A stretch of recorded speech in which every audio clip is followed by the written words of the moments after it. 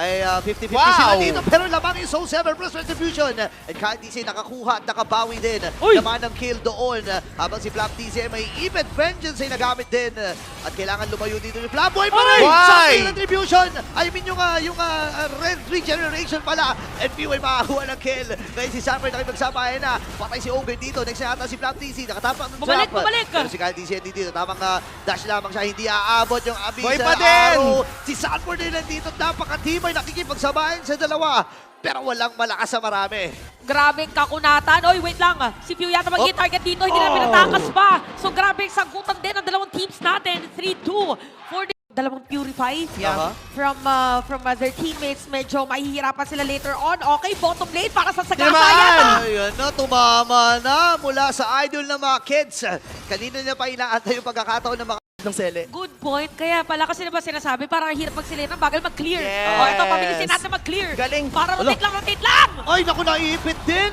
Sakto doon sa dispersion and rotation. At ilalaban na nga ito ng Team Falcons. Pero tatlong miyembro mula sa Team Liquid Philippines na naka-abante din. And Ponsa, meron na ding Hasklos na RKO pa! ayun, no, Chinunami slam na. Sanford buhay pa rin.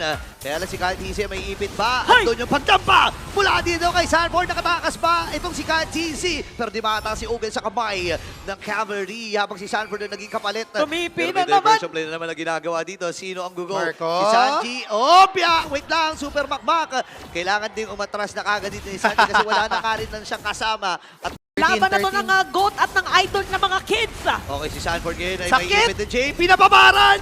And Kyle TC ay mega kill na. Ngayon may RKO din na gagawin. Masyado atang malayo dito. Marco! Super baka makakuha. Nung Lord na yon, hindi tumama yung bisal araw mula kay Pew at aatras muna ang itong idol ng mga kids, pero masyado kasing Sakit. malayo yung kanyang mga kasama doon. Oh. Pero may 1v1 Oh. na nagagawa. Oh. Sabi niya 2v1. Oy, makakaiwas ba? Hindi.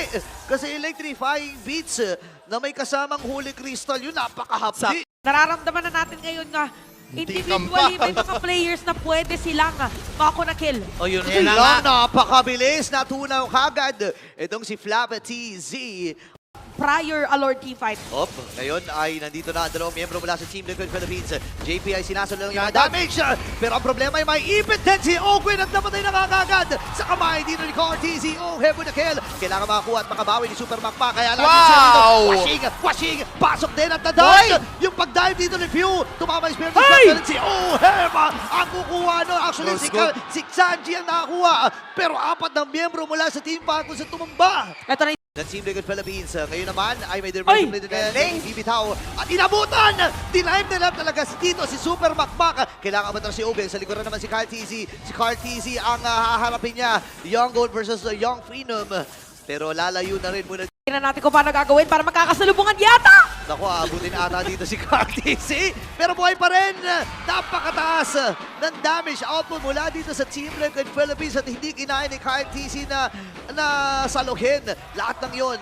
Diretso ata ang Team Liquid Philippines dito sa may bandang gitna. Depensa lamang ang Falcons at ready sila mag-clear ng mga wave. Tagumpay yun. Pero si Sanji, may ipitata super mamang. Napakatay! Yung mga dispersion rotation dito mula kay Sanji. At doon yung mga yoyo. Kaya lang nakapag-winter Vengeance! ito si Sanji. Pero Flap TZ nakakuha din. Sakto yung nakakop. At nilapag na rin kagad dito yung Glorious Pathway. May ipit si Oben sa abot ng miyembro mula sa Team Liquid. At ready dumepensa ang Falcons. Para gusto nila diretsuhin, okay na daw to, meron naman sila minion wave na nila, pero madadefensahan pa, Flap TC pa, paatrasin nila! Ngayon, kailangan nilang habulin muna yung Super Macpa. Ohem! May 1v1 dito sa may gilid. Dito naman sa may bandang ibaba. 2v1 na nagiging laban. Wow! Antonio outplay! Pero hindi sasapat. Super Macpa Pinipilit is na habulin. down. Pero si Kyle TZ dito, sino kanyang hahabulin? Naku, si JP ata ang kanyang haabutan. No! Andito na rin yung Glorious Glorious Pathway! Pathway. At nagamit din yung Retribution. Mula dito kay Kyle TZ. Hinahabol mo yung kamay. Yung Lord. Op! Wait lang, diversion play May plano ba? Sabot. Ipinadala na doon sa may bandang ibaba ito si Ohoy pero mapupuruan ata si Flap TC nagamit yung Bengal Card! si Flap TC o makakuha ng Lord. Sino magiging target? Flap TC kailangan matras. Sanji dito. Napagamit na rin kailangan mag-flicker out pero tatapon sila ni Ohem. And we have game number 3. Simulan natin!